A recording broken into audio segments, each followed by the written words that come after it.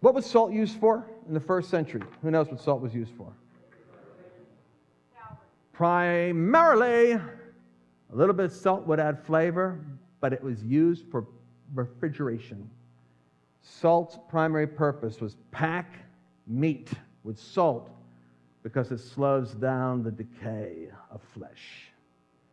When Christians cease to be salt and light within culture, the depravity of conscience accelerates.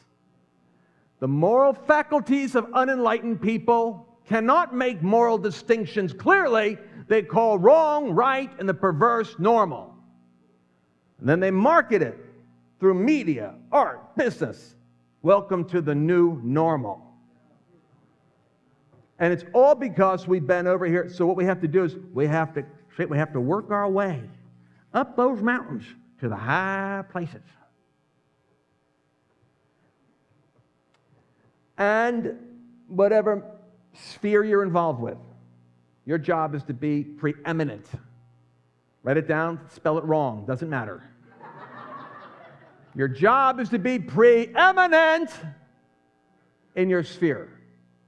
Here's the good news. It's not important. Matter of fact, it's desperately important that you don't overreach. You want to die young or have warfare you don't need? Try to swim, try to boil the ocean. Take on an assignment larger than the one God gave you.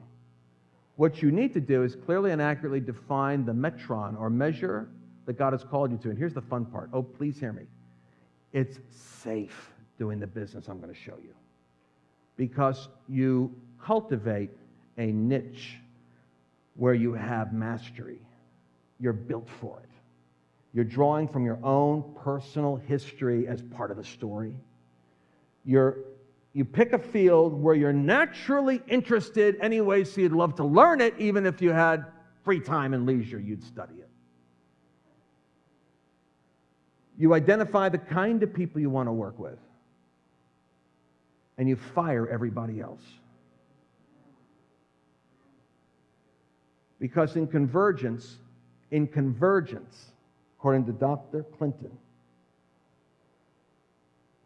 it involves a people group, a demographic, and a geographic, which means God has an inheritance for you in certain nations, in certain spheres, with a certain age group of a certain gender facing a certain problem.